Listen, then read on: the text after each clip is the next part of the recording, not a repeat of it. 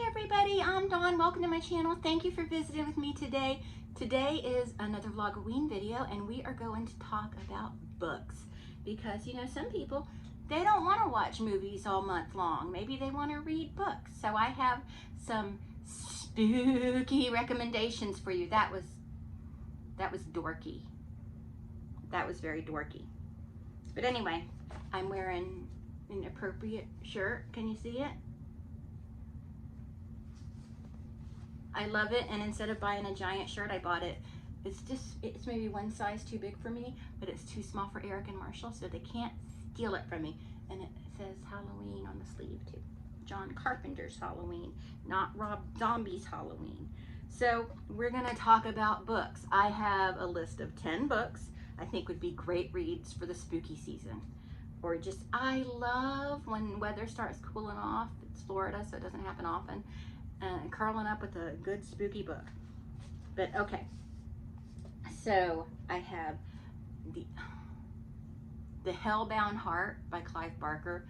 Of course, that's what Hellraiser is based on. It's so scary. It's so much scarier than the movie, and I think that movie is scary, at least when I first saw it when I was much younger. But it's really good. I think in books they're even scarier because what you picture in your head is way more horrifying than what any Hollywood producer can come up with. Next is Something Wicked This Way Comes.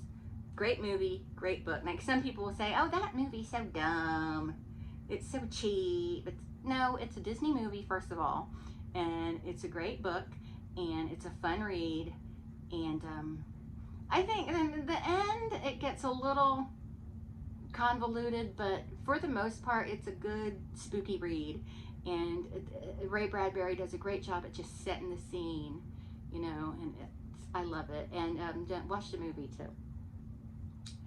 Next, and a lot of these books are going to be Stephen King books because it's in his name, he's the king. So Christine. I read Christine when I was 14 years old. I read Christine when I was 14 years old, and I read it in one night. I read it, like, stayed up almost all night reading it. So Christine, and I'm gonna have that story with one more book on here that is a Stephen King book. And next is Interview with the Vampire, Anne Rice. It's a beautiful book. It's Interview with the Vampire just, to me, has a little bit of everything in it. It has romance, drama, scares, mostly scares, and it's great. Next is a Ghost Story by Peter Straub. It's really just super eerie. He just writes, you know, really paints the picture for you. Next is The Funhouse, that happens to be right here. This movie is one of they don't do, I mean, not movie, this book. I think it's done more now, but it's not something that's done a lot, is the book was written after the movie. And so and he does a great job at keeping in pace with the movie. And he gives you the backstory and everything. And it's like, after you get that, it's like, I can see that. I can see that being the situation. So yeah, it's really good. Dean Koontz, The Funhouse. He was commissioned to write it after the movie had been made, and I think even after the movie had come out. And so when I saw The Funhouse, like in stores and stuff, I was like, I wonder if that is like The Funhouse, like the movie The Funhouse, because I love the movie The Funhouse. So I got the book, and this was before the internet, so I couldn't research it and everything. And I mean, I could have, but it would have been a lot more difficult. But when I read it, I realized this is the movie.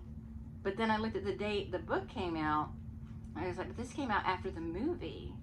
So it was just all just fantastical to me. Next is another Stephen King one, Salem's Lot. If you don't read anything else on this list, because this list is in no order, for Halloween, you gotta read Salem's Lot if you're a reader and you want to read something scary and you've never read it before. Highly recommend Salem's Lot. if you remember the original movie with David Soul, and it was "Don't Give Up on Us, Baby." But anyway, it's a very 70s movie, and it was made for TV, so you can just make the movie in your head by reading the book. It's so much better. Not that the movie is bad, I'm just saying. And The Exorcist, great book. Now, someone had commented on a video once when I was talking about The Exorcist, and I said that the movie is part of the idea behind the movie is depicting how young ladies behave when they're starting to enter those years where they're going to get their period and stuff. And someone commented, well, no, The Exorcist is a true story based on a boy in England. Like, that's not what I said. I said that in the movie, they were trying to, it was a, is it allegory what I'm looking for? It's symbolism almost, but he wasn't getting it, so I don't know. I could be way off, but I think The Exorcist, the movie, is a good way to introduce boys to what it's like for a girl to start getting her period. That's all I'm trying to say.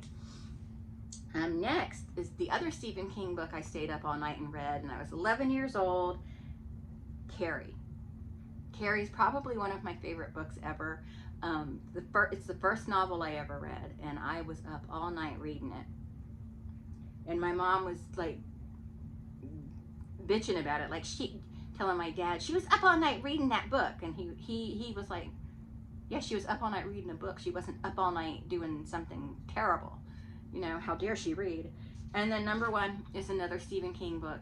And I don't know why I say number one. They're not in order, but this is the last one, is It. Another Stephen King book. It's just a great book. We got through that list fast. Oh, and I want to do, for kids, I think a good spooky story would be Coraline. And any of the scary stories to tell in dark, R.L. Stine is fantastic. And his stuff is scary. And, oh, and The Shining.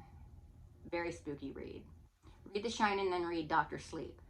But I'm just throwing those honorable mentions in. But anyway, that's it. I just wanted to give y'all a list of book recommendations, because the rest of my videos where I'm going to recommend things, it's probably mostly going to be movies.